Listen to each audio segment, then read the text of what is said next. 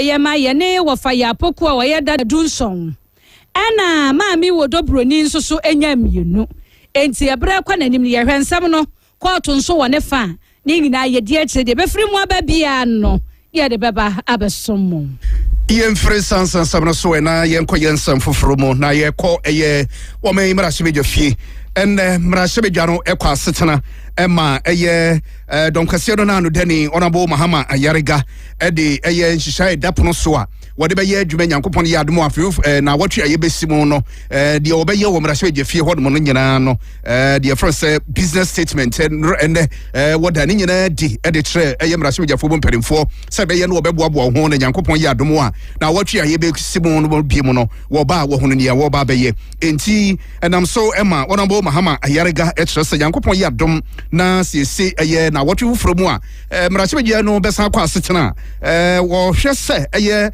Dr. Kasa Watofosin ya wono na ye wo men fotosanfo so afo obeba mrahye fie na wabegyina wo mampagyin anemu na wode wo men yakọ humasika de bebo ye ho bra wa afia ye bekomu eye emfiampim no na du ni ensiemu no sika ye bebo ye ho bemfo wo kire se de entia ehwo aba behia enene se eye de frose pora ewo memu no obeda ne odie e de kire mrahye fo bompedemfo na mrahye fo bompedemfo enso abobo ho na de eso ogitumu wage atum de ese enso ogitumu no ne nyina nso no wahwe na eja watimi e de niema egugu akwemu eye ne enkotie eye onabo mahama yargabra hia yebekomu. On Thursday 13th November 2025 the minister responsible for finance on the authority of the president of the republic will present to this Honorable House the budget statement and economic policy of the government. Submission of budget estimates. The Speaker, the Business Committee urges the Ministry of Finance, other ministries and independent constitutional bodies to submit estimates to the House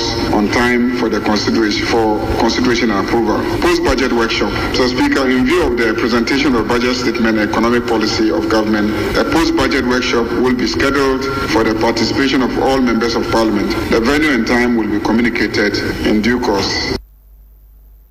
We are Honorable Mahama Ayarega wono ene suafo a wana se dom ketua no dom kese no na no dani ana wade sansami atudwa na ye kai wo se oguso awutie nwumre no nsia kase abo wo Angel 96.1 FM so na yeguso de Ghana nsam ne to ani me kai wo se kase bom nyina headquarters ene ha Kumasi Abrepa Junction so per Facebook no Angel FM Kumasi 96.1 ya affiliate stations ahodo and information centers ni nyina boa yai amansemi adru apopoa no afa me to aso mi bohwi na me de wakwa na anum honom na Ghana mampanin John Dramani Mahama Gonja de kronkron edebatu dwa se OSP special prosecutor wakwaye nhwehwemudie bi ama besise adwumaku strategic mobilization Ghana Limited se bekaya ebra na yi levy wo ha bosome wo send sika na wotena adetia ne yeto dredredre no na yo monsa no adwuma efrise Ghana Revenue Authority na ne wo mo edi kasobom awasa akwan no so ntimi ka se Ghana to gigi ya gigi nyina da enam wo no monsa so ne waso ne yeso na eba na Ghana mampani nam ne churchfo pani Dr. Callistus Mama so de betu dwa na anum honum se wo mo contract e mo ne o man no ewo no contract ne ya terminate na che se ye twa contract nim anya adwuma biom e betu odwa sa na o manfo se ade enti na wasasa contract no mampani esigina so obetwam e bi kire se no ano na e bi kire se twetwe ma so eti di airport in the wom ensem ekopia mu nyina ne se ria mo sa contract nim enia me wom nyina no enkaya yese yetwa wura ana di agusuo etisi anya ne sa da chenkwa ma bi wo mane ne ba be ho so no na ekasusuro ababa benya yekomu wenam so ema otrese sa contract ne Ghana yenkoso enkuramu biom ye ne sa SML fuei eni twaka wesika gege ne toto ye bia ba bia biom wenam so ma meka sei enne enkrampopone mantam nsantrofo ani twitwagefo me che solicitor adema SML fo Yesafat Bayiyo wane santrofo bonkomom wo kirekiremu etrese sanka be ya Ghana mampani wonhwensem ni mu yie ansa na obesi gina ya wasi na nansantrofo bisa se die no mu hunu ɛdeɛ na ɔmo na gyina so a ɛmo nso sɛ mampanin hwɛ no wɔnsan hwɛ ne yie ansan wɔ sidanom so ewia so fiti prekopa na pause a mogya na ɛba na wɔn mpɛ ne saa na nneɛma a wɔn yɛ wia bomuo na kata so muamua so ka na sikyɛ bia animunti wɔn hu ne sɛ wɔn ni fo baabi bia nanso bra mampanin bɛka asɛm no na gyina nsɛm ne kɔ adu nsɛm bi a wate ma ogyina so a wɔtu anamɔn a ɛte saa enti wɔn bɛsrɛ no sɛnka wɔngye nani na wɔnhwɛ mu yie ansa na wɔgyina sie bia akyerɛ yi wasi na yɛnkotie nkyerɛmu a Cephas Boyo ede emansentrofo ne. In fact, they were not automatic as being banded around. No, they were strictly performance based. So when you issue your monthly reports, then VRA does the verifications, and then through through their acceptance and all that, and then they do certification. So it is untrue, so untrue that SML was just not doing anything. They were not presenting monthly reports. They were just being paid. It's untrue. Now, this model has absolutely no resemblance to the type of contracts that require parliamentary approvals. And please, I want to add to this, for decades, no multi-year contract within GRA, MPA, customs or related agencies, now including West Blue, GCNet, Ghana Link, that's stroke ICOMS, the ICOMS operators, Electronic Cargo Tracking Service Provider, Rock Africa, MPA Fuel Marking Service Provider, National Technology Limited, ERDMS, none of these contracts, not even one. So the question is simple. Why is the OSP signaling out SML for a requirement that has never been applied any other wholly Ghanaian company operating in the same regulatory environment? Mira Cephas waye solicitor twitwagini edema SML ene yete sa wo kasa no se no kwasem bia ni hono ma wo report a mampanin saka ye num so wogina so ema wo terminate wono contract ne se wo mo submit monthly reports ena ye gina so etuamuka o se no kwasem bia ni hwewom na ensemfuwa bi kura wo mu a enipa bi susu se niema mu na ho ewa adwuma na no mo ye ne sikasam entotoye no ho ana se no so no kura bia nim wo besre mampani se report aba no wonhwe ni mprenu so na wonhu die won paragraph by paragraph na wonhwe ansa no woginasie bia wasie fi so mo ye omunyuma nyina pepepe eto besre mampani ni attorney general so wo mo hwe na daache wo matamuo eni nsunsanso na nkwa ebibi foforo wo wie yensi wo to aso na wedi esoboa no de bo eye kane foto samfo Miraken ofori ata efa sa etotoya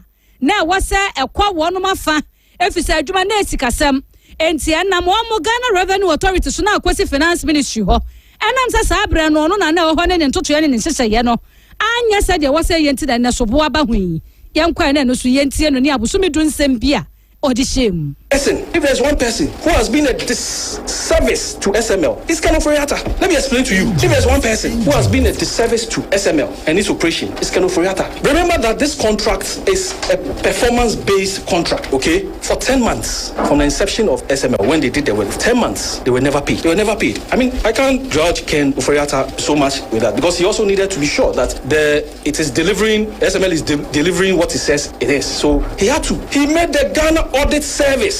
They had to audit SML before first payment was done. Now let me tell you even the shocking one, the service to SML. Every equipment that SML brought in, Ken Foriata refused to give SML exemption. SML paid for it. This is a company that OS is forcing down Ghanaians' throat that it belongs to Ken Foriata. Dahono. What Mira Ken Foriata Empo Audit Service. Wasa na oede to wo mo ebrano bosumi bia mu no nyina no na oye wo bo no sobo a wo mo no sobo pi frise na yesikasem te na oso no so na gine na ni gin na wo hwe ntotoya na nhyehyeye egu akwam ansanna wo be makwan amakatua ho nsem bia ba otimi amana ba enti ade anu ye kukuro na mu odu ye di si apempem akọ no so anu osepa na nyina ko bewie se ekwaye dan na ba ne se na ntoto ye wose eye no anya nti a enne mampani agina so no en wosu se wo monhwe na de woso mo ye bia no wo mo nyememfa asomdue emra na mprempre de wo mo SML fo mo ni fo obi bibia mu de wose no mo ye bia no wɔn ɛyɛ ɛdema mpanimfo a saa brɛdeɛ wɔn nso so gyina fa baabi a wɔn ho ne sɛ deɛ wɔn yɛ bia ne kwa so no wɔn lɔyɛ ni Safas Bayo ɛna yɛkɔ ekotie no.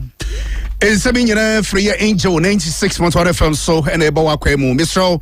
Jenny Ewe in Facebook no so ɛyɛ Angel Angel FM Kumasi 96.1 the TikTok page you know Angel FM Kumasi na fe wobetimi ahwe so ewo YouTube page you know Angel FM Kumasi nti bomodi ande join ye nefo adwenkyere ne bra ne yebekenkan Alex Oseye de ne de aba sanso na Kwadwo Asempa Furniture Works wono so edifre ye edum Kumasi wose news no edam yopo Akrokari Junior Tiero wono so de ne de afri Akrokari KK de afri ye kasoa de aba enti bomodi ande join ye no wahye ama obi so etimi enya bi ahwe ne mfiri sanso nsɛm so na yenkɔ yensɛm foforo mu ye ko enra arehosɛm a eto Environmental Protection Agency timwa ene wo bɔ mpɛmpɛ ehwɛ me ya hodo o manfo edi gala sɛ de bɛyɛ de agya obetumi eto ho ana ma no obesia no na enra wano a wɔde nnamu a de kopie mu obo asɛm pɔtɛ mo hɔ mo ene yɛ so nam kwan so kwa ene okohunu sɛ o manfo bi edi gala nti we de wo bɔ mpɛmpɛ no akɔ akɔhwɛ sɛ wokuta lances a ye di gala bi ana ene yɛ sɛ nyansɛm keto akora bra wo bɔ anan so wɔkɔ hɔ mo a wo manfo yi a ede wo mo edi galai ehyasie ne ye pa wo mo bo ene ade na sembe nie obi a yen ye di asojafo ne ade kora na kyerɛ sɛ asɛm no na ani enyan na eye ama mawusi ya wono na ye Director of Communication ema so ya ehwɛ ye nsase ena afi wodomankoma abode ehon samso de friend say natural resources no wono na ye kasamafo na yere ne nkomo twetwe mu no ene wo kyerɛ sɛ sɛ de ye bo amane sa pepepe de si ye ene sɛ Environmental Protection Agency timu no sɛ wo mo bɔ mpempa hwehwɛ baabi a wo manfo edi gala na obuduru obo asem potable hodom no baabi no na omo ye o madwene so mbekɔ akɔhwɛ wo manfo edi gala hono no so obuduru hodom no ene wo manfo yi ɛhyase na omo toto abo ene ade nti na wo mu hunu baabi aduro no a no mo anwane ntempa na wanhwɛ ya de wo mo de bɛyɛ wo mo no bi krom betimi agye wo mo nkwa e de afiri won nsɛm na agya wo mo yɛ wo madwene so wo mo dwane no mo dwane no baabi a wo mo fa ye baayɛ no wo ma mfa hɔ na mo kɔfa akwan foforo so sɛ bɛyɛ na agya nka galamsefo yi emeto nhyɛ won so ɛne sɛ wo kwa fofia nto ata hyɛn a wɔte mu no wɔde ekonya ka akwanhyia ɛma yenuanom sentrofo ɛyɛ channel 1 TV sentroni baako ɛne afa yenuanom sentrofo no bi ka ho a wɔn so oprepraye asana bɛyɛ arehosam kɛse pa mene wɔso wɔmfa so bɔde mfa mo bi a esan sɛ galamsefo yi ama meto nhyɛ won so ametoto boɔ amfa ambɔ wɔn mu ama ehu boɔ ambɔ wɔn sɛ ka wodwane a kenya ne sɛ bia okotu mirika tente ma won ka ekonya akwanhyia ama sese akoya arehosam ama yenuanom sentrofo baabi a wɔda no wɔkyerɛ sɛ enye kra yenkotie maame amba mawuse.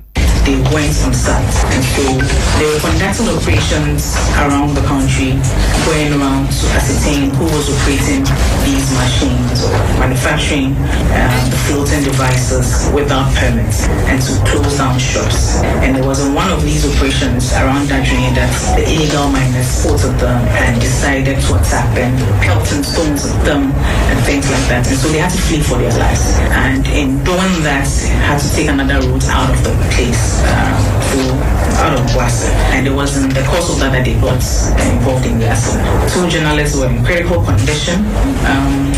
One, they are stable. The reports we received this morning, they are quite stable. One had to be operated on, had a surgery yesterday. Several others, sustained injuries. Again, this incident is unfortunate. And Honorable Kofi Tease, again, who also doubles as acting minister for Environment, Science and Technology, which is to convey his utmost disappointment at the extent. We are heading way near eto Environmental Protection Agency timwa and they were bon pempe na wo hwe ba bia o manfo edi gala na eja wo betimi asia no a wa hwe no watimi asia no na wo kyerɛ sɛ enye no na abo hu adwuma ne de ogoso ya wo ye pa na sese Ghana bind their share National Anti-Illegal Mining Operation Secretariat ensa ɛsɛ wo mo so one year won't tell you mopa don't for na isi form na baby a womanfo edi galano wonhwe na eja wontimi enkutu no ase nti enenso wonso wanu anu a pue mantemu eho en wakro ne yeso amakwache China ni bia wonso odi gala den ama enne wochemu a omakwache no sends warnings to all Galaxias to desist from such acts in the future. Colonel Boyd, the Director of Operations 49 has indicated and he's reiterated that the efforts to combat illegal mining is going to continue regardless of this incident. And we've seen that in the yesterday, 2 days ago, 7 Chinese were arrested in the Nzima East area. This morning, another Chinese has been arrested in the Eastern region and is sent to the Ghana Immigration Service for further action. Now, following all of those reports, the Minister for Lands and Natural Resources, Honorable Emmanuel Amakuf, immediately notified the Speaker of Parliament and the Interior Minister for swift and urgent investigations into the matter. And it's Miss Ama Mawusi, where Director of Communication, Ewase, Ray and Sase, and Afi, Wadumakma Body, and one some so, and Yetini.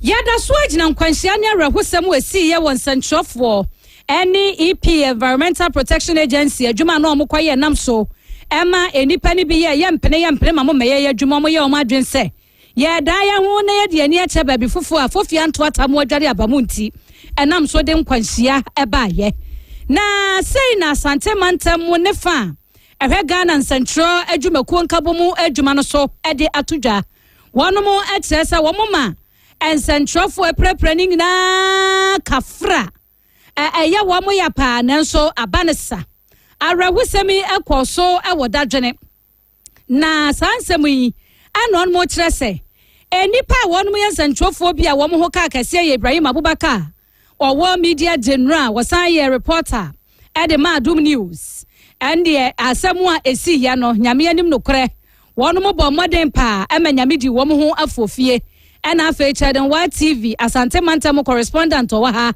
Doris Lonta na eprakakra womu eprepra ye ana abetodwa se ebidie mu odem pa emu oya etidie si ye na tie no regional chairman Kofi Edu ye domfe ene wakasa ma wode ensema huduo bi. The nature of the job, sometimes some of these things do happen, but I'm glad that they are all recovering very well. We've been to all the 2 hospitals. The one in critical condition, Akwesi Adomakun, who is currently at the Konfanochi, he's hearty. We're waiting on the medical officers to inform us of the next line of action, but we understand that he has a fracture on the right leg, actually on the thigh. But we met him, he's hearty, just that he doesn't know what is next, and that is where his concern is. But we are relying and hoping that we hear very favorable information from the medical directors as to how the processes will go, if there is going to be a surgery or otherwise. The other 4 that we visited at the Aferi Hospital are also very good. We're hoping that they'll be discharged very soon, hopefully tomorrow. But in all, I would say that whilst we are worried about the fact that this accident happened, all the journalists involved are in good spirits. And Central for women Dina won so a beer prepper back with the Naomi Chese Moya Day and unto other Confanoche Abaya Sabia.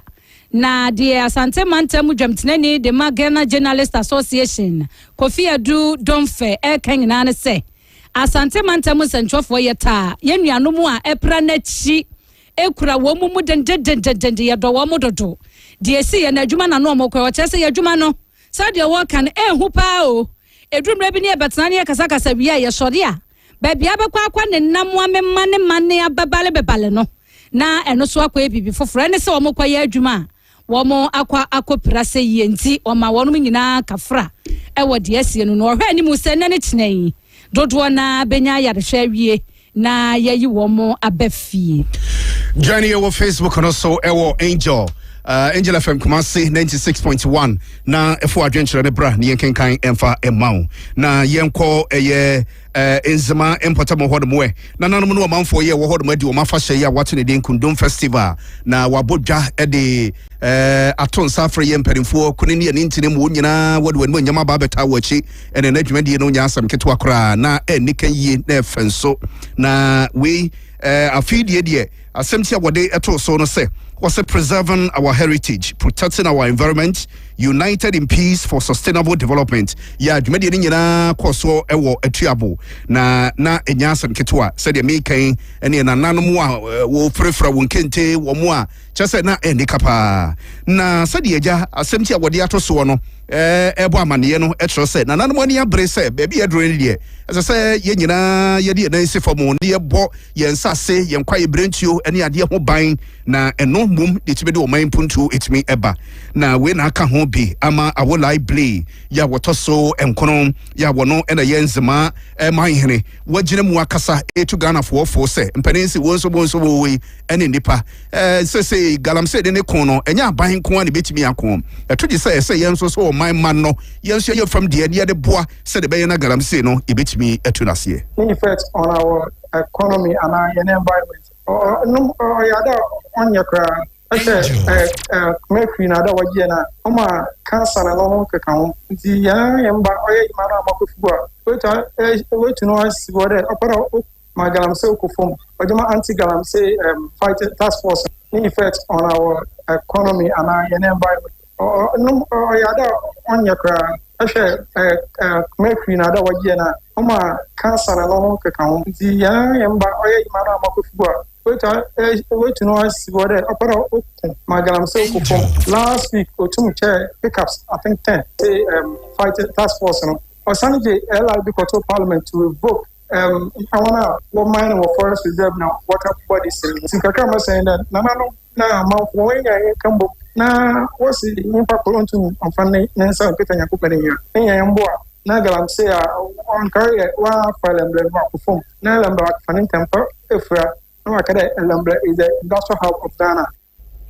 Yeah, we awolai blay ya wotoso enkron ene de sansemi etoja na wa manso ho osanso fa sakwaje nso ede na desre ede to de manfo nyina ne mo se asomdwe yade bia sabe wo mu nyina no masomdwe abuamu a ebeboa papa eba ne wo hwe mpuntu a wo hwe de amo won ho ewo eye elembele no ebetimi afarentuma pefra ede nti sabre ni bra ese wo nyina no wotimi enum asomdwe abuamu na wosu masuan so yade bia ho hia nti sese no wone ne mpanimfo etimi abo eye futuo bia omo pese obode so omanfo asene ewo nwasuan mu nti wo sere sese baabi aduru ne de wonyaya ko omanfo nso fa kakra wo benya no wonfa me hyesa educational fund ni mo se de beye no betimi dia pagya nwasuan mu mese wonyanya mbo na kontuma afahye ya yeji sese wo yeji pan wo musonye afahye yebe nam do ebe nyimpa pefim na munde ontoma na esi baba no na Rebel Foundation a wo tinu esi wo de opera oboa mebu na opera oko secondary school tertiary na won opera osi adwuma also Yakupona abo mo on Facebook opera on masters ya fund because we are raising a seed money of $1 million Ghana.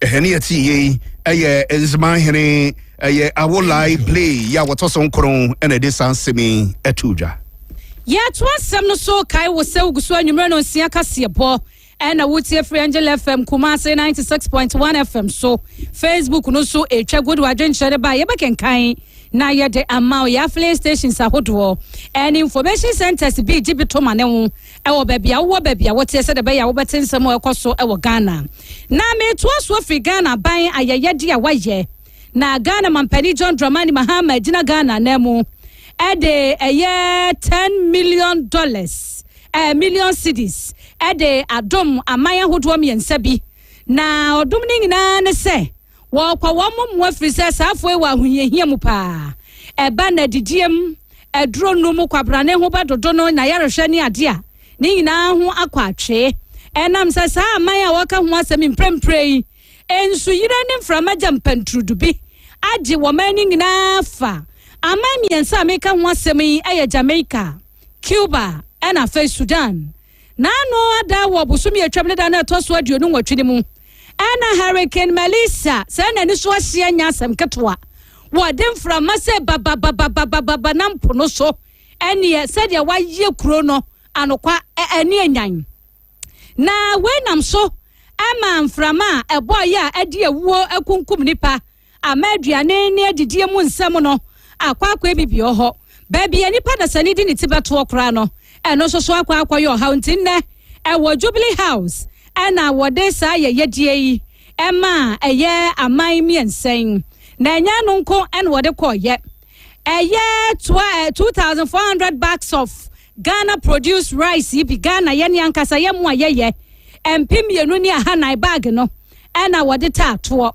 A fay 540 bags of sugar, a situation so no, and also so aqua, and 377 boxes of assorted medications. Enro ahodwa hasa and yet your son and 1,500 mattresses. Sadia Baya or Yonko and Nikumwa Wajan, one when a baby ato, ama ne honemu ajono, and a sumiye pillows non so, and also a hanum 500, and or the 100 cartons of fortified Gary mix. A tuba here garden and cut your womb, nido womb, a situation womb, not as what in Shogu Muana Woody, and no Dantaya. 50,000 t-shirts. Ebi nyanta adi ense entu wamunfa enyojo niyama so kakra. Ena fei assorted cocoa chocolate products. And also so odibi ama womo. Ena water storage tank and also so aduonu 20. Ena 20 hand wash stations. 10 emergency portable toilets. Tese se woyonko so didi na bro so na so gya ne nan a. Enu se wa nya nwu yi a esade yade ba na mo afasa akwan no so na ye fefefe na ye nkwani etie Ghana mampedi John Dramani Mahama ebra no wo donate ni ma nsem odi tuja for the Caribbeans and what we call the West Indies. Hurricanes and such events have become like the game of Russian roulette, and one such was Hurricane Melissa, which Thank you very much. made landfall on 28th October as a Category 5 storm, which is the highest category of a hurricane you can have. And you can imagine the kind of devastation that it wreaked Jamaica, and from Jamaica on Cuba. Hundreds of people have lost their lives and is still counting. There are other people who are missing who have not been accounted for. But the devastation in property will run into billions of dollars. And as Honorable Foreign Minister said, Ghana has a tradition of solidarity and compassion. And so in addition to what he referred to with Guinea and Congo, we also extended assistance to Japan by shipping cocoa products to Japan when they had the tsunami at that time. And so there's another gesture. 3 countries are going to benefit: Jamaica, which is the hardest hit, and then Cuba, but also our colleagues in Sudan. Wow, Jamaica pana dene kan wo mo kese Hurricane Melissa. Maame Melissa na ni so se enye se de wadi awuo e wa Jamaica nyasam ketwa. Wo wie no tra na kwaba mu ko Cuba. Wo mo nso so wadi wo mo awu pa. Ena ja wadi kwadi eye Sudan. Na de Ghana mampanisie nyina ne se awanse na eni hwekura no wo propro ne nsem eti kakra yenso ye benya na ye de amom nkyese we na ekoso mo hawo na no de na nso so onuado na yenti we no no so ede eboa wo mo. Jamaica High Commissioner Edema Ghana His Excellency Lincoln George ena eje sa ye yedie na ono so de na ni so ensem Emma Ghana bain. On behalf of all our countries who are benefiting from this tremendous initiative and spirit of generosity from the Ghanaian government, and I extend warm gratitude. This Hurricane Melissa, which affected all of us, was really tremendous. And for us in Jamaica, devastated half of our 14 parishes. And I'm pleased to note that we have begun the relief efforts and the rebuilding efforts. And we have a support platform called Support Jamaica, supportjamaica.gov.jm, which is the only official platform for government. And that platform even has ability for persons to volunteer their services.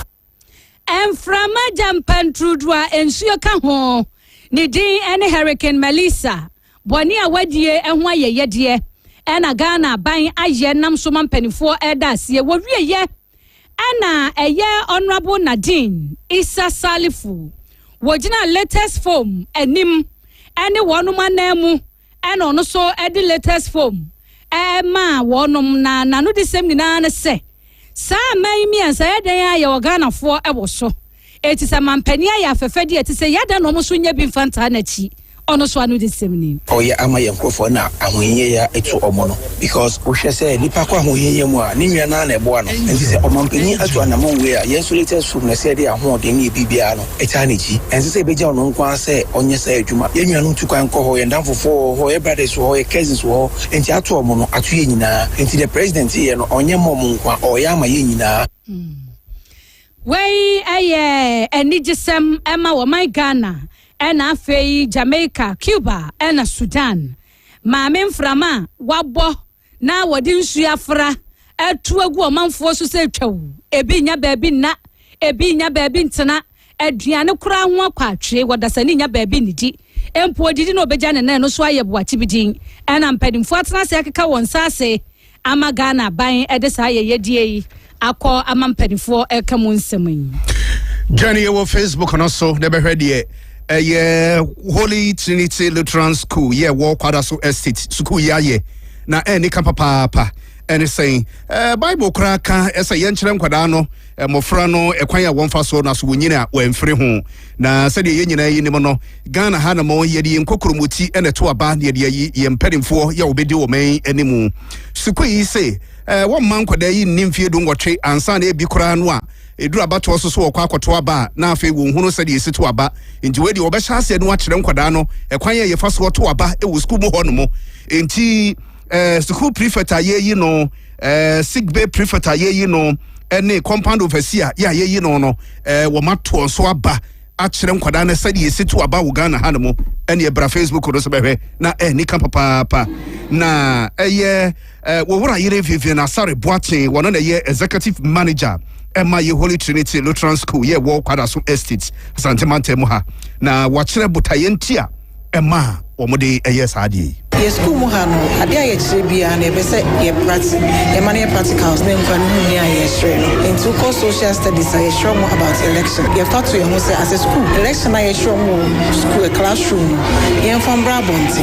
Tie the Brabonti and start be na Ghana ye to election. And into na be hu aye wo electoral commissioner wa ha ne emu materials of the election ni na bi e wa ha ye share mo fra no one. Sibi aye to aba. On say afibia e be to be hu sport ballot ni sa na manema. Yeah, as a school, the best show, choir, faso, eto aba.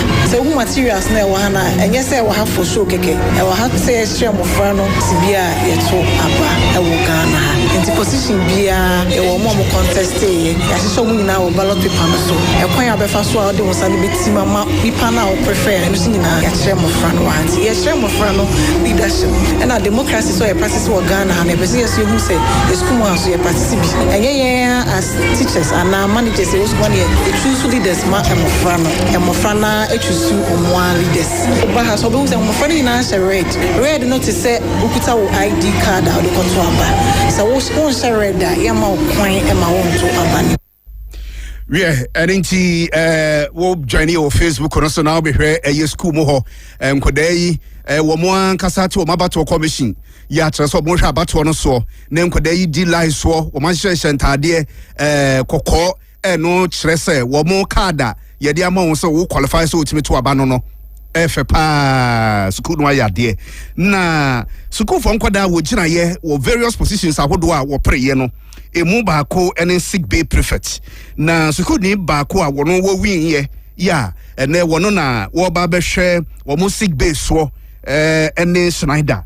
na wodi nkodim no ye bo modern ne Schneider kwa otwe nkomo busa ne se sabre ya wodi nkodim no na ne so ade hu ne say I'll provide drug, cotton, bandage bandages and a television. And a sick bay, if they get hurt, I will take them to the sick bay. As a sick bay prefect, I'll make sure I teach them how to wash many things. And I'll make sure I make them perform personal hygiene. Improve the academic performances and the discipline for all my fellow students. And also I'll improve some of the policies the school has built upon. For example, the lunch and the homework schedules. Also I'll help like the schedules and improve the punctuality and the appearance of my fellow students. Encourage them to come and attend here.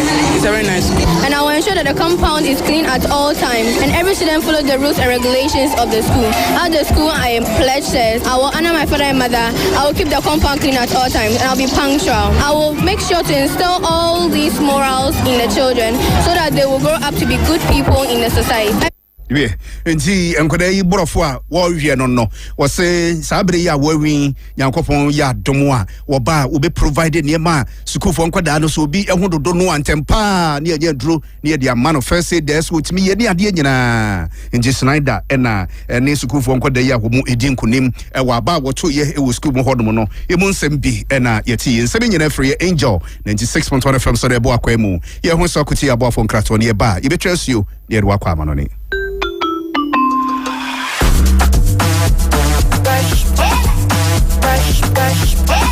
Let's do it. Let's do it. Brush your teeth every day and night. Up and down and all around. Brush your teeth right. Brush your teeth. Brush it fine and hard. Underneath the in-between. Brush your teeth away. Brushing gets more fun with your kids with the new Pepsodent Kids toothpaste. Give your smiles protection that lasts. Grab yours today from a store near you. This advert is FDA approved. For the idea too bold to ignore. The dream that keeps you up at night.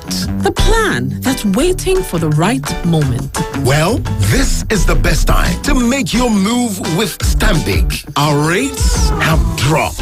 With our personal loans, vehicle loans, consumer finance, solar loans, home loans, and credit cards, you can turn your plans into progress. And your next move is unstoppable. Visit stanbicbank.com.gh to get started or call 0302 815 789. Hey, Ruben. 2 seconds be a winya notification. Momo no back. Mama, say dear, minimum tem ha momo manu. Obia the momo app no send sika. Esan so the payment bia o pese wo ye. Me transactions no call nim. Hey, aden. Ah ma, jama woni mo ho. Yeah, Jessica Bubro, 2 million Ghana cedis. Was still me saka akradi anymore. For momo app no send sika. And now your payment are every 100 Ghana cedis. Na ubetimi e disika e de bia. Na what you bia. And now busumi bia. Only go on the transactions bedos pa. Obeja 100,000 Ghana cedis. And your payment any sika money go on how the momo app no be. E ma utimi e be kaka die you. We sika free o bank account mu. E be go o momo wallet mu a. Una mobo so akrasika. Ana wo disika she busiambo. Ne pensions mu. POS transactions. Any wo the apps afufro. E your momo transactions. Aso betimi am ho be ka akade you. Ye ne enely akabu. E yes akade yi. E wo Caritas lottery platform no so. E se kakra wo ho.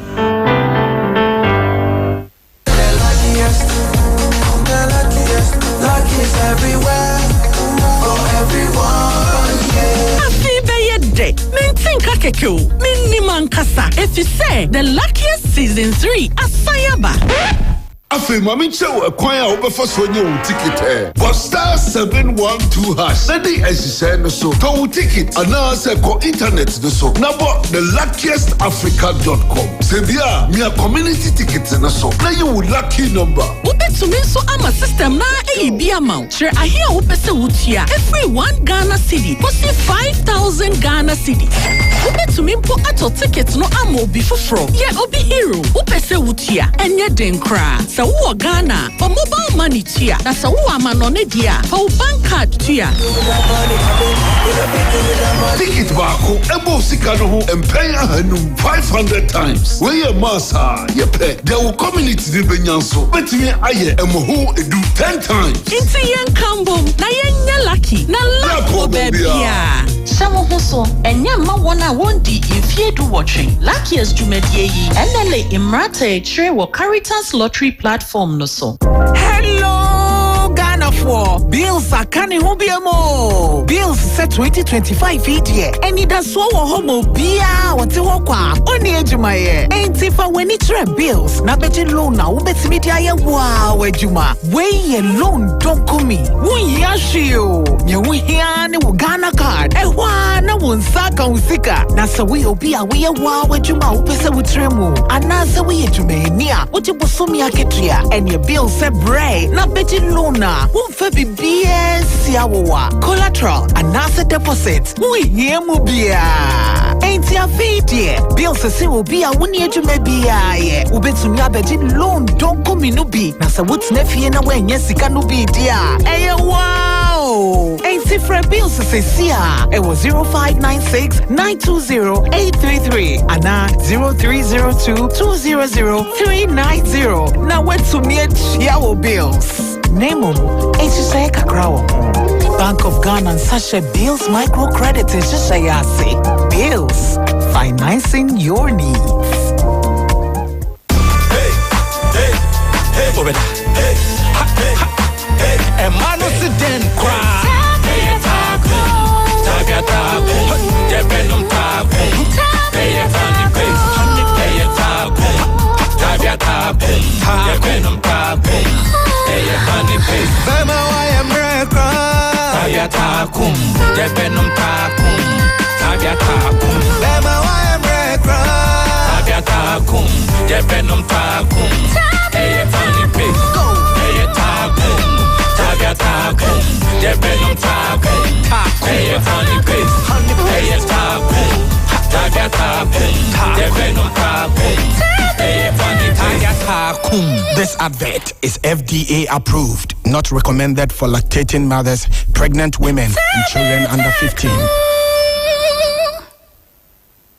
Hey, Mama na minim some your programs when you bio. Oh, Impact Info Technologies. Mama me who dreaming. Say dear. Open school bako pa. E man tete ye wan ho bambon semua. E no ani Impact Info Technologies. Courses ahodo bia Impact Info Technologies eye enie. CCTV technology systems, fire alarm system, access control system, emergency lighting systems, audio visual systems, structure cabling systems, and now fiber optic system.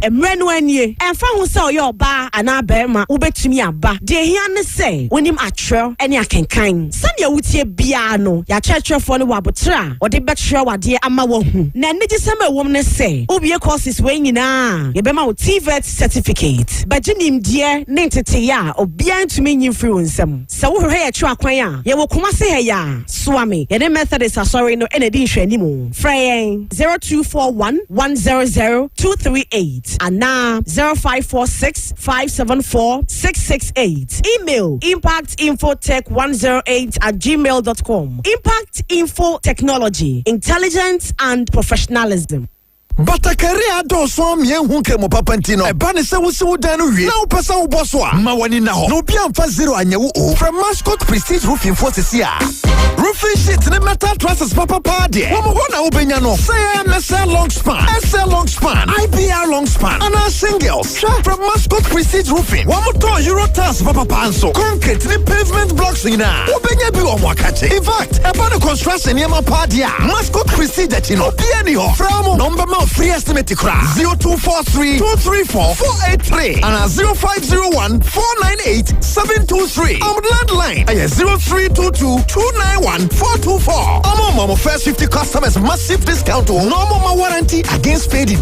Brand hold one so. Prestige brand no 20-year warranty. Premium brand no 10-year warranty. And a typical brand no 5 years. Umpewe upedien. Ube Mascot Prestige Roofing for. Kumasi Pachi number 2. What police station was sabe kumusonoa. Boise so neba Kumasia. Ansana bedu police station na won sani fasono. Yellow and gold story building. Mascot Prestige Roofing. Your home, our roof, your protection.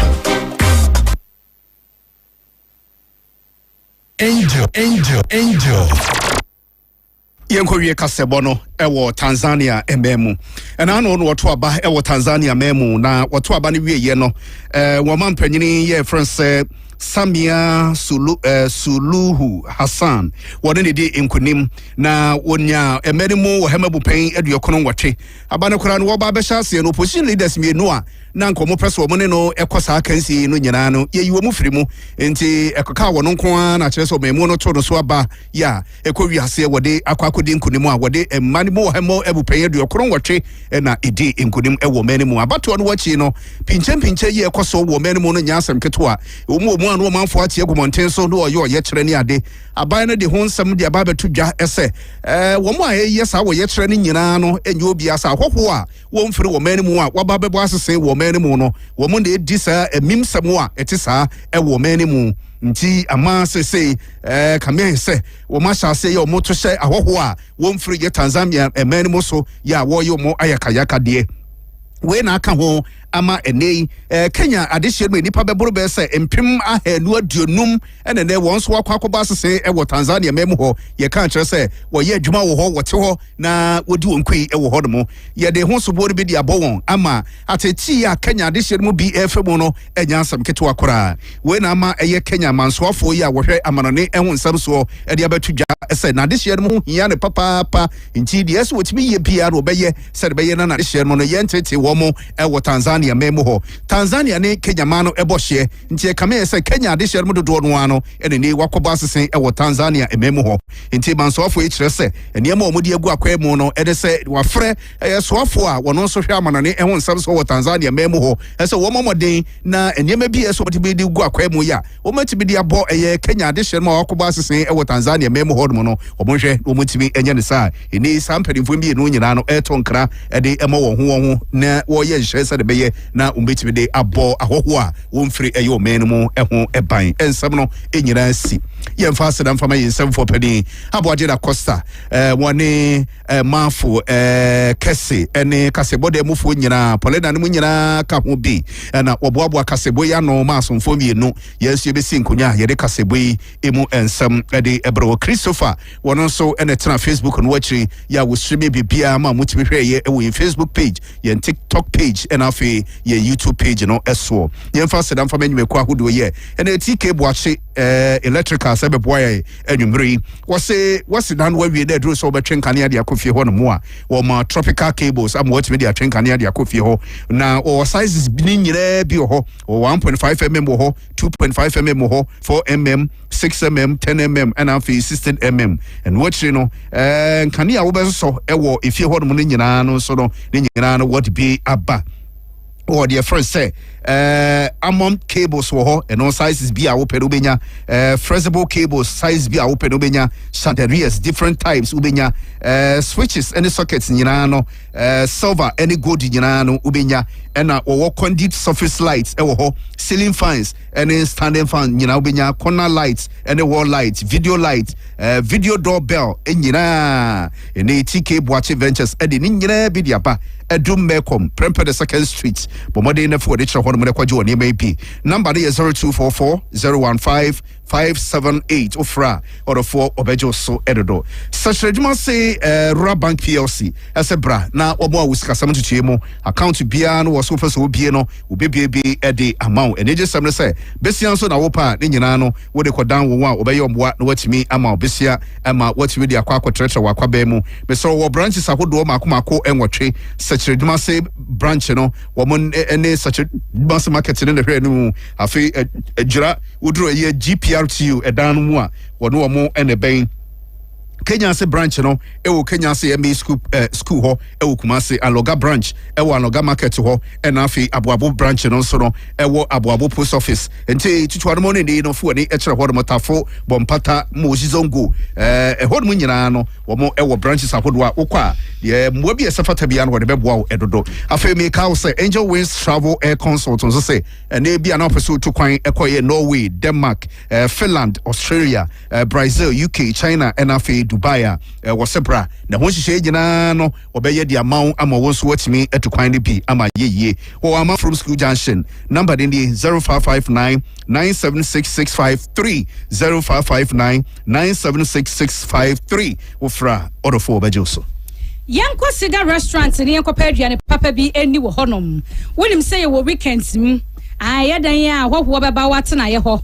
eno nti bomode na fa order ni nyina kwadan wo mo won beji bride fefefa kono kama ehotse na omode asomo ye wo 106 of Orikrugu Avenue nhia so eye kasadehie nsuo kwantempo no so ye adwuma jwa da brada ukwada ye wade fiada memene da ne kwasiada enkwan be na abedie aduane ben na ubedie pomodin a nani ye monkomo 0536 563036 yabajo so Adon Cost of Drinks in the Beverages Limited ya nonom dia sonko a wodwa so manfo atu agu so semimina menu yakwana kwajo de wate aponto aye ni weekends ni ngina no ho anonom de ni ngina yakope no Dr. Kwakuten na tena ye ene eniema wode abadwa so mu ohwam na ede kwani padua mu a eye ni padua ni mu adwuma na eye adwene mu adwuma eno nti place order sesi 0244 832286 yabajo so medo kwa by Grace Medical Center yade yo yade ya wo bibenya wa na free yade amama nkama sam yade yade ba ko ni din se bebrebe menua ye free eye screening wo ho edmaw eno nti bra ne be hwewani na wonim sam fidi papa yade abantie ma yarsa eye so simple ba bia dudu bia no fa kwa brema wo se kwadwo ehonom nefre 0244 976805 ma Grace Bejebre na watch of fefe eba ni sika kradia eye baby ba akope na meka mfodi ama wo se ye hwe wo kwan so nkapre wo nsempo na otakuso ama abeye sika botene eye atwomara bank plc wodi ani esusu account na savings account current account fixed deposit order controller payroll so na wo pebisia na wanya ye wo pebisia dia ye overdraft ningi na ye bi for 0501 387036 yabajo so na wenim se Kumasi Metropolitan Assembly KMA wamo se yankantra dofo wo stadium pomu hono mo ye kwan no ho nyina se wo bia wo kiosk anasa container bisi ho bomodia ne peja ye betre kwan nim aye ne duwa carriage ni bi woma manafua no aduonu baako wase menkantra wo se wo kwasansa so run about said wo de kwa ahojo na eho so container se wo kwan no ho ne mu kiosk ni nyina da se ye nua anasa metallic wo so omusi yifiri ho wo so wonafua na aduonu baako saa anya sa ye tre kwan nim na ka wo container no a obi anu ni asem ka na wase santas run about ho no mode kwa ahojo ho na no wo ba hu se ye wo taxi station bi wo ho a ebi kwati UC ni ade munyina munsesa munkuku ne munkaka emfamfiri honom billboards a ewo santas run about de kwa ahojo ni nyina so ye tutu anu ntudi o ma bomode ne kotu firi ho efisa Ghana ban wani Japan International Corporation Agency JICA aka abomu a womu na ebe ye saa kwan a ye ka ho asem yi ede amaye enya sobratie na wo ye mebre no so a empatade bia ni baabi a wokwaji nti wani da kwan se wo beje patent wo ye de opa wo mo se menka ncho na ma wani enkwa ho na ye de wo se wo yansa na bre na so ansa ne ye be sorry no we ye na watch da ya ye de to so ebusuapani kwesi donko eye aduana ebusuapani ewo dajanso ye wo bosome frɛ ho na wo mode abase ma dofo ne yamfo nyina mo asonte ese nyankopon ye adomo a wo mode hye wo pani Alex Robert Chi Kwame wo kra konse de no wadi mfie aduowotwe mienu ensha wa ye ne se nyankopon ye adomo a ebenada ebe eye November bosome de toso eduba ko mu no ene odi bedi eye opani Alex Robert Chi Kwame ne na wotwe da ewo buokrom ye ben eye Mina Bakery edinti ye nhya no so ofri free anopado nsia kwese no nsia nwumre ene obesi nkonya na wodi edi eye opani Alex Robert Chi Kwame ne na wotwe da edinti abusuapani kwese donko woni na aduana abusua ye omofri eye dajanso no odi aba se yensia do fodi ajamfo se na nkopon ye adom e dabanada benada e be die momra na mra betawo chi na onfani wondeshe opani Alex Robert Chi Kwame ne na wotwe da sabri nyina esi birthday wishing to na afe yenwie me the editor the start we a happy birthday enko Emma Nana Sako aka Kafefe Nana we efrigem Albert ne nchen eno se yemfama wo erade onto kwanem wontutu anamon emfansi yie na wonyu mfra dumu enkwa dumu hip hip hip ahure na wodadie nkratoa yi ekwa ma hajiya eye saude owo takwa abonti yako nzema line na wadofo eye wo sister Safia Abidana owo boase wono enese yankanche wo se wonyame waye bi pa dia mo abrabo afe ba kwa wade aka wumfie ho no wonfa wumfra dumu enkwa dumu woma wonan empemo bo da biara da no tutu wana monfansi bia ekono na wonim se nyame waye wakoma so ade nyina da ede amaw ahihip ahu re happy birthday biom enkoma Emmanuela ekwiase wa Emmanuela erade wama wonkatenten bra Facebook no so birthday wish ami ye nyina mfonyine ni twagu ho abozege Emmanuela baby erade nyumfra dumu nkwa dumu wonfa wo ento ensiransuom ne dware ne fefefe we free wade nyina dawodofo papa bi Emmanuel safoma funchei ena wo se memfa emmao hip ahure afemi fa birthday chatwo emfa emmamo happy birthday enkoma Ruby Adam Ruby we tetani wakase eme ala wontonsuo papa emfa nguso afia abaka wufie ho no Ruby erade entutu anamonsi ye wo mo bonefo nani bone ensure the biarada na wanyo kese pa we free Shabash family any entire Salifu 11 ho and almost say yemfa mawo erade woni wo adini yie etu won kwaso a eni woni ni yie Ruby abo ababa no ho ofe momna Facebook no so na mehwe sentina busuan na wishi wei wo sefa tanka sa wugina so Ruby nyame onyo kese no onyo kese pa aha eni ediasi adofo ahwefo etiefuo chichi ni bencheye tokuro bohwa biemu we love you we kese nwa aha nana say yeah we so abodi